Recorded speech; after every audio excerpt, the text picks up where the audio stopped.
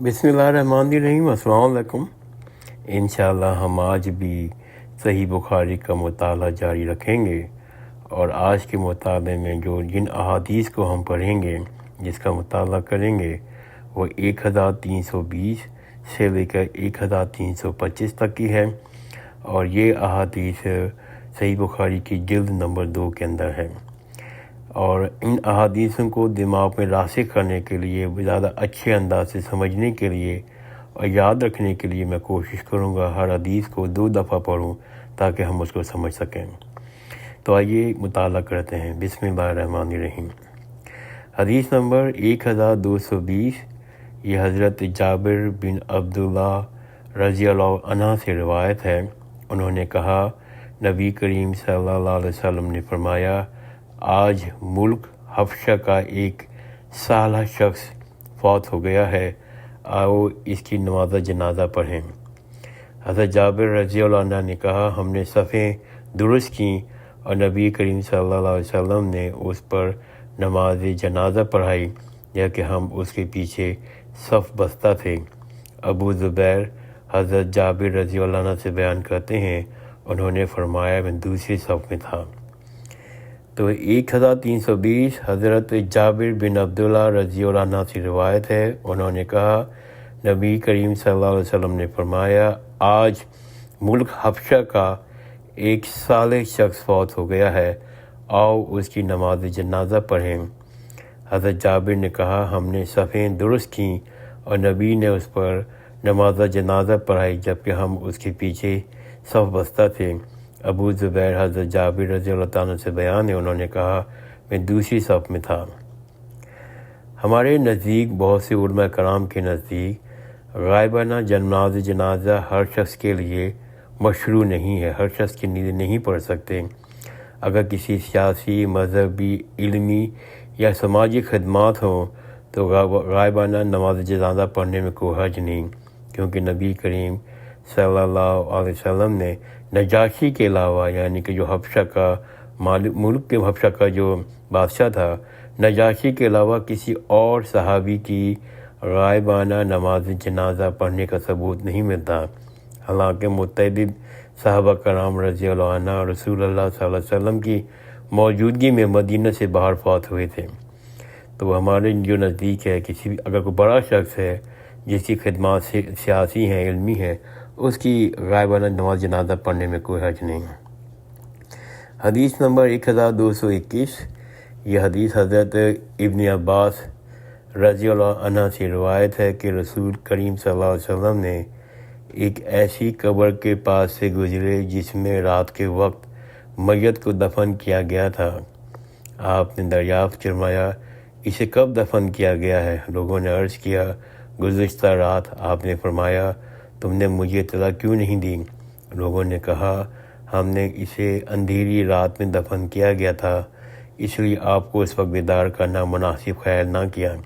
چنانچہ آپ کھڑے ہوئے اور ہم نے آپ کے پیچھے صف بندی کی۔ حضرت ابن عباس رضی اللہ عنہ نے فرمایا، میں بھی ان لوگوں میں شامل تھا، پھر آپ نے اس پر نماز جنازہ پڑھی۔ یہ غائبانہ اس ایک عورت کا واقعہ ہے جو رسول کریم صلی اللہ علیہ وسلم کی موجودگی میں مسجد کی صفائی کرتی تھی، اور اس کی انتقال کے وقت حضرت صلی اللہ علیہ وسلم نے یہ حدیث بیان کی تھی۔ تو میرے خیال سے یہ اس وقت کا واقعہ ہے۔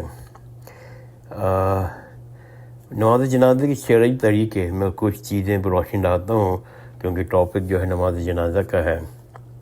نبی کریم صلی اللہ علیہ وسلم نے فرمایا، جو کوئی نماز جنازہ پڑھے تو آپ نے فرمایا اپنے ساتھیوں کی نماز پڑھو۔ آپ نے فرمایا نجاشی پر نماز جنازہ پڑھو۔ ان تمام روایت میں رسول کریم صلی اللہ علیہ وسلم نے جنازے کو نماز کے نام سے تعبیر کیا ہے۔ یہ جب میں نے مختلف جگہوں پر حدیثوں کے الفاظ بولے ہیں تو رسول کریم صلی اللہ علیہ وسلم نے جنازہ کو نماز کے نام سے تعبیر کیا ہے، حالانکہ نماز جنازے میں نہ رکوع ہوتا ہے، نہ سجدہ ہوتا ہے، اس میں گفتگو کرنا بھی منع ہے، نیز اس میں تکبیرہ تحریم اور اسلام ہوتا ہے۔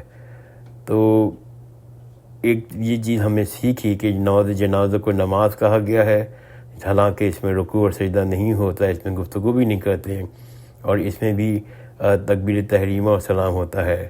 حضرت ابن عمر رضی اللہ عنہ نے وضو کے بغیر نماز جنازہ نہیں پڑھتے تھے۔ حضرت ابن عمر رضی اللہ عنہ وضو کے بغیر نماز جنازہ نہیں پڑھتے تھے، نہ طلوع آفتاب نہ غروب آفتاب کے وقت اسے ادا کرتے تھے، نیز وہ تکبیرات میں رفع یدین بھی کرتے تھے۔ حضرت حسن بصری رضی اللہ عنہ نے فرمایا، میں نے لوگوں کو پایا کہ وہ نماز جنازے کی امامت کا زیادہ حقدار اس کو جانتے تھے جس کے وہ نماز فرض میں امام بنانا پسند کرتے تھے۔ اس کا مطلب یہ کہ حضرت حسن بصری فرماتے ہیں کہ جو شخص انتقال کرتا ہے اس کو نماز جنازے کا حق زیادہ اس کے پاس ہے جس کے پیچھے وہ شخص نماز فرض ادا کرتا تھا، اس امام کے پیچھے فرض نماز ادا کرتا تھا۔ جب کوئی نماز عید یا نماز جنازہ میں بے وضو ہو جائے، جو شخص نماز عید یا نماز جنازہ میں بے وضو ہو جائے تو اسے پانی تلاش کرنا چاہیے، تیمم نہ کرے۔ جب کوئی دوران جنازہ میں آئے تو تکبیر کہہ کے اس کے ساتھ شامل ہو جائے۔ اس سے یہ بات معلوم ہوئی ہے کہ اگر آپ اس وقت پہنچے ہیں کہ وہ کہتے ہیں نماز جنازہ کی نماز پڑھائی جا رہی ہے، تو اس میں یہ لوگ کہا گیا ہے کہ آپ جو ہے اس کو جوائن کر لیں، تکبیرات کہہ چکیں تو۔ حضرت ابن مسبب کہتے ہیں دن رات یا دن سفر یا حضر نماز جنازہ میں 4 تکبیرات کہیں۔ حضرت انس رضی اللہ تعالیٰ بیان کرتے ہیں، پہلی تکبیر نماز جنازہ شروع کرنے کی ہے، ارشاد باری تعالیٰ ہے اگر منافقین میں سے کوئی مر جائے تو اس کی نماز جنازہ نہ پڑھیں، اس نماز میں سب پر امام ہوتا ہے۔ تو کچھ میں نے احکام جو میں نے سیکھے تھے وہ میں نے آپ کو بیان کر دیے ہیں جو نماز جنازہ کے متعلق ہیں، اور آج کے متعلق کی آخری حدیث 1325 بیان کرتا ہوں، یہ بھی جنازے سے متعلق ہے۔ 1325 حضرت ابو ہریرہ رضی اللہ عنہ سے روایت ہے، انہوں نے کہا رسول کریم صلی اللہ علیہ وسلم نے فرمایا، جو شخص جنازے میں شریک ہوا یہاں تک کہ نماز جنازہ پڑھا تو اس کے لیے 1 قرات کا ثواب ہے۔ کوئی جنازے میں اس وقت دفن ہونے تک شریک رہا اسے 2 قرات ثواب ملتا ہے۔ پوچھا گیا 2 قرات کیا ہیں؟ تو آپ نے فرمایا 2 بڑے بڑے پہاڑوں کے مانند ہیں۔ اس کا مطلب یہ ہے کہ کوئی شخص جنازے میں شریک ہوتا ہے اور اس کی پورا نماز جنازہ پڑھتا ہے تو اس کو 1 پہاڑ کے برابر ثواب ملے گا، اور کہیں کسی مقام پر احد کا ذکر آیا ہے کہ احد کے پہاڑ کے برابر ثواب ملے گا۔ اگر آپ ثواب کی نیت سے، اللہ تعالیٰ کو خوشنودی کی نیت سے اس کو اس وقت تک رہتے ہیں جب تک دفنایا نہیں جائے اور وہاں سے واپس آتے ہیں تو پھر دوسری قرات کا بھی ثواب ملے گا۔ تو اللہ تعالیٰ نے تدفین کرنے میں اتنے بڑے بڑے ثواب کا وعدہ کیا ہے۔